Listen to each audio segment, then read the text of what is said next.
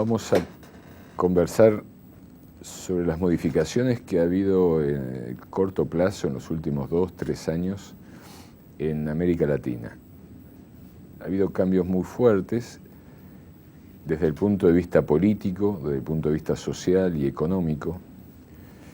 En todo el último periodo, la gran modificación en América Latina ha sido la mejora en la educación, en casi todos los países, en los índices de pobreza y la mejora también en la distribución del ingreso con muchas dificultades en varios países. Se han diseñado como dos modelos por historias de cada país, por idiosincrasias. Uno es el modelo que es más proclive a desarrollar proyectos nacionales y populares, en donde el acento está puesto en modificar las situaciones de desigualdad existentes, la miseria más que la pobreza, sino la pobreza extrema, y generar condiciones sanitarias, sobre todo mejoras en el agua y en la sanidad de las localidades y en la educación,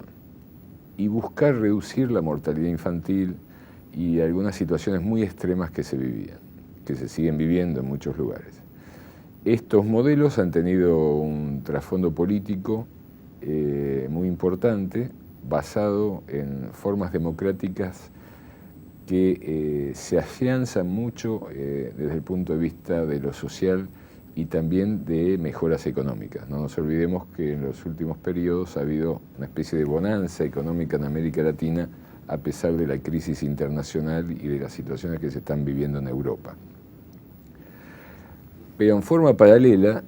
sobre todo en la costa del Pacífico, se han desarrollado modelos diversos, alternativos, más vinculados a lo que nosotros conocimos en la década de los 90, o sea, modelos de apertura de mercado, de apertura a la inversión externa y de comercio libre, sin un rol del Estado protegiendo a los sectores nacionales, sino por el contrario, protegiendo vínculos internacionales, o sea, atrayendo a la inversión externa más que desarrollando los mercados internos de consumo. Esto ha generado como dos similares condiciones, todos aceptando un avance muy grande en derechos humanos y en condiciones democráticas, pero diferenciados sobre todo en el aspecto económico y en el aspecto de sostén de las condiciones sociales. Esto ha hecho que últimamente, por un lado, el fortalecimiento de la UNASUR tiene que darse con estas dos visiones, lo cual lo hace muy difícil. De un lado podemos describir que nos encontramos con el núcleo duro de lo que llamaríamos las políticas sociales y de los nacionalismos populares, que sería el ALBA, que ha avanzado incluso con una moneda común, que es el sucre, una especie de moneda de intercambio y de compensación, y que tiene el otro núcleo duro en el Mercosur, sobre todo en el vínculo entre Brasil y Argentina. Al mismo tiempo, llamémoslo del otro costado, una presencia cada vez mayor de México hacia lo que llamaríamos una potencia latinoamericana, similar al Brasil en el Mercosur, México junto con Colombia, Perú, Chile y actualmente también Costa Rica. Esto hace que haya como dos grandes bloques, casi idénticos desde el punto de vista del tamaño del Producto Bruto, del tamaño de las posibilidades económicas, de la atracción sobre la inversión externa y de lo que llamaríamos el tamaño poblacional. Adentro de cada uno de ellos hay diferencias. Por un lado, Brasil, que ya es una potencia internacional, está en el 8º o 9º lugar a nivel internacional y próximamente, posiblemente en 2 años, va a estar en el 6º puesto, que ya está trabajando con los BRICS, o sea, Brasil, Rusia, India y China, y ahora se sumó Sudáfrica en un criterio ya globalizado. Y por el otro lado México, que está dentro de lo que se llama el mercado de libre cambio del Atlántico Norte, que es el NAFTA, junto con Estados Unidos y Canadá, en donde tiene un libre mercado entre los tres, y México ahora está haciendo el libre mercado hacia abajo casi como representante de los otros países, con Colombia, Perú y Chile, como habíamos dicho, y actualmente también con Costa Rica. Esto genera tensiones en ambos grupos, tensiones en donde cuando hay una situación de crisis, cada uno levanta el criterio del sálvese quien pueda, y entonces vemos, por ejemplo, actitudes bizarras de parte de Uruguay adentro del Mercosur, que por un lado hace una alianza estratégica total de apertura de fronteras con Brasil, y por el otro lado busca negociaciones específicas con México y con Estados Unidos, generando una discusión sobre si el Mercosur tiene una actitud de bloque en las negociaciones internacionales o cada uno tiene actitudes individuales. Esto ha llevado a que, por el otro lado, tanto Chile como Perú limen asperezas históricas. No nos olvidemos del conflicto que hubo en la Guerra del Pacífico a finales del siglo XIX, con problemas territoriales. Lo han ido limando y han trabajado actualmente en un intercambio muy fuerte de libre mercado, que tiene como mira, junto con Colombia, que ha tenido modificaciones políticas importantes para generar una pacificación interna entre el gobierno colombiano y la FARC, sobre todo en el ámbito rural, lo que hace que Colombia se unifique, sea un mercado también importante de rápido crecimiento, y México, que está trayendo mucha inversión externa, y si logra resolver o por lo menos amainar el conflicto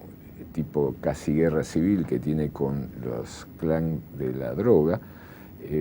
adentro de México, esto lo llevaría a transformarse en una potencia para la atracción de inversiones tanto de Estados Unidos como de Canadá, como del Asia. Esto ha transformado a América Latina en un lugar, hasta ahora un lugar de paz, pero también un lugar de disputa económica. O sea, hay una especie de guerra económica, guerra en los tipos de cambio entre la actitud proteccionista y la actitud liberal, guerra en las fronteras